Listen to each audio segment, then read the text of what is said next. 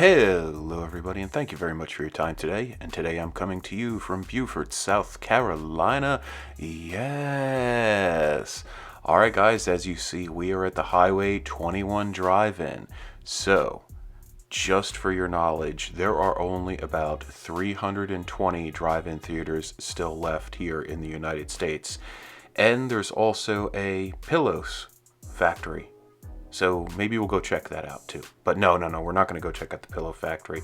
Maybe we'll do that another day. So here is actually the entrance to the drive-in, and I'm really excited to bring this one to you. I did not know this drive-in actually existed. I was heading down to Hilton Head and saw the big sign for the drive-in and said, oh, let me go ahead and film it, and had no idea that it was going to be open during the day. Actually went and met one of the owners, very nice lady, and her family has owned this property through the years, and really cool property. She says business is doing very well. This property is actually near the Beaufort Marine Base, so for those of you in Charleston, not too far away, and for those of you in Bluffton or Hilton Head, not too far away. So there's a lot of folks that will come here and obviously bring their kids, bring their dates, and it is really cool to be able to walk through this property. So again, thank you very much to the lady that is the owner of the property and her allowing me to walk through. So right off the bat here, as we enter the property, I love the old lights. Now this property supposedly started back in the late 70s. So these lights most likely are from the late 70s, which is really cool. I would actually love to see them at night. Hopefully I will get a chance to come and see a movie maybe one night here at the drive-in. Now there are 3 screens that we are going to be seeing here, and the reason for 3 screens, I was told, is that to be able to do first run movies, they needed to have 3 screens.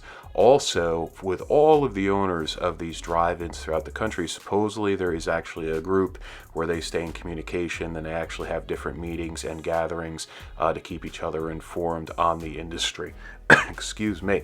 Now there's a cool sign, hand painted sign there for the drive-in. Now this is the concession stand from the outside, and we're going to go check out the concession stand inside in a few moments. But right now what I want to do is show you the outside of the stand. We're going to do a little walk around. Also, we're going to ride the Tom and Jerry ride.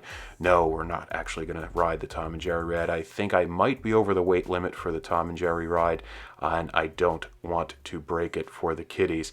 Now let's take a look at theater 1, or actually screen number 1. I shouldn't even say theater number 1. Boy, it's been so long since I've been to a drive-in theater. I actually used to go to one in New Jersey on Route 1 near Carolier Lane. So for those of you that are from Central Jersey, you might remember that drive-in theater. I think they probably did away with it maybe when I was like 5 or 7 years old, and it actually got knocked down and it became a fashion mall over near Carolier Lanes, and now I think there is a big strip mall with a former Bed Bath & Beyond that is there, or maybe it's condos. It's been a very long time since I've been back to that area. So as we're continuing to walk around this property, what I want to do is show you, obviously, the restrooms. We're not going to go inside, but definitely nice that they are here on the property.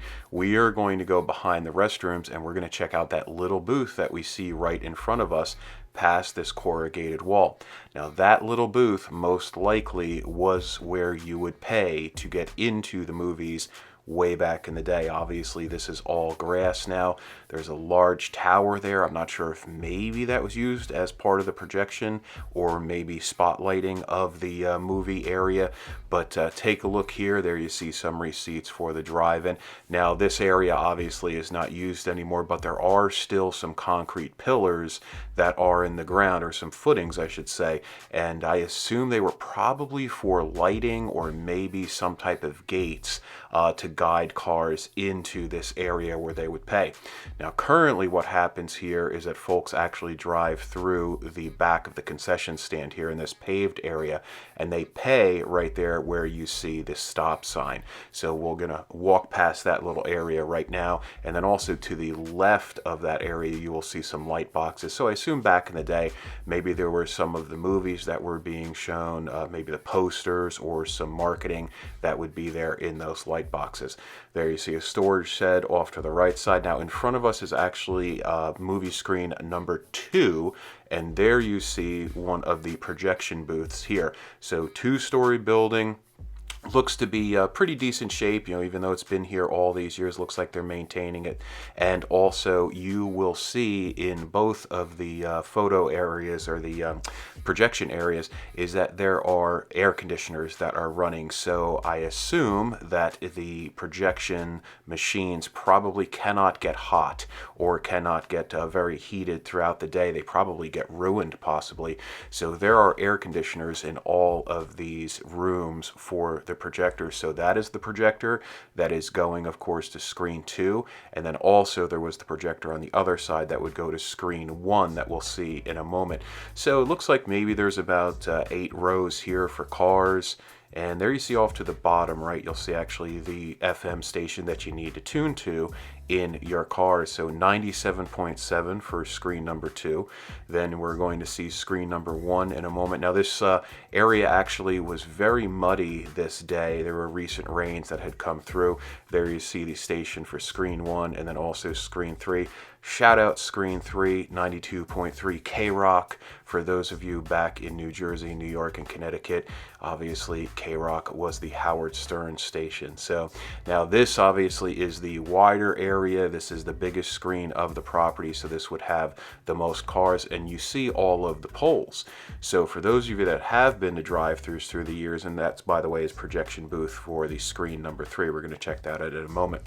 All of the poles that you see are where the cars would be located, and also where the speakers would be on cords to be able to hung into the car. Now obviously with speakers going away and those corded speakers, now you just tune to your FM station. So there is some of the menu, and we are going to see the menu in a moment. Also on the inside you see a burger meal, you see all the different snacks available. There you see some of the posters for the current movies that are going on right now. Go see the Bob Marley movie for One Love. Lovely. All right, let's take a look inside. So here we go. Love the checkered floor. Nice old school checkered floor. There you see obviously the FM stations for the screens. There you see some of the lovely condiments, and then also we have some fish here. So nice little aquarium. So I remember having an aquarium when I was a little bit younger. And guys, there is a cool little secret here. There is a working Seaberg jukebox here in the concession booth. So really, really cool. I love these old Seabergs.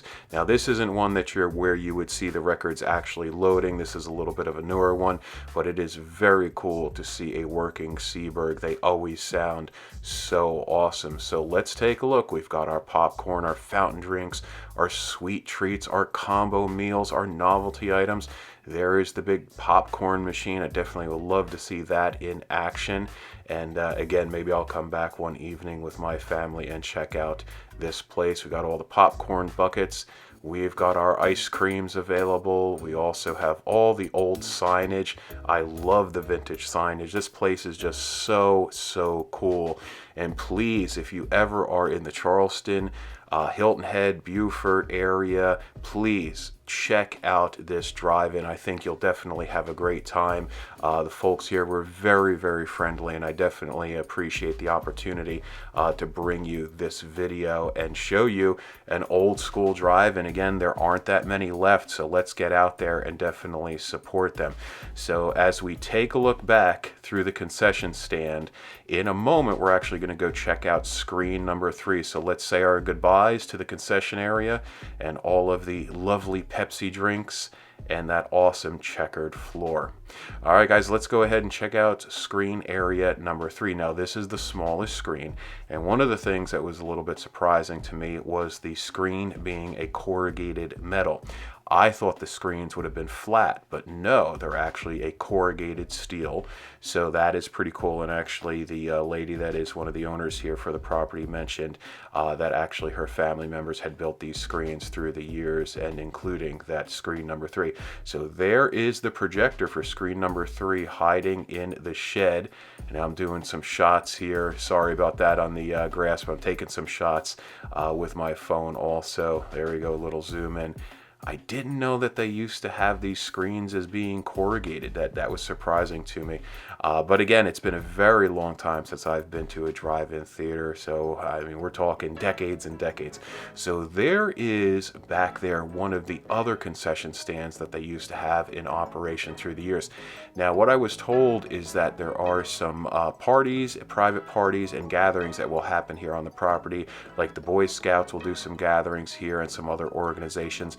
So that secondary concession stand actually is not active, but they do use it to house some stuff, and we'll see that in a moment. And then, of course, there you see the restrooms again off to the right side. So in this concession stand, you can imagine back in the day, not only did they have the main concession stand, but then also this secondary. So maybe they had some lighter snacks, maybe some other things that they had available. But right now it's just mainly used for storage, and maybe somebody can go and spin that prize wheel and see what they can win. And again, it was real muddy this day. And we're going to say goodbye to screen number 3. And what I want to do in the final shots here is I want to take you for a walk outside of the property. I want to show you those lovely lights. Unfortunately, one got knocked off there, and you'll see one that actually is still standing. I love them. They look like little UFO lights, little top hat lights. And then we're going to take a look at the exit sign in a moment. So again, very cool place. I wanted to share this with you guys. I don't want to just do dead malls all the time and, dying retail. When I spotted this place, I was super excited that was actually open, and I had the opportunity to bring it to you today. So thank you very much for your time, and catch me in the next video. Bye-bye.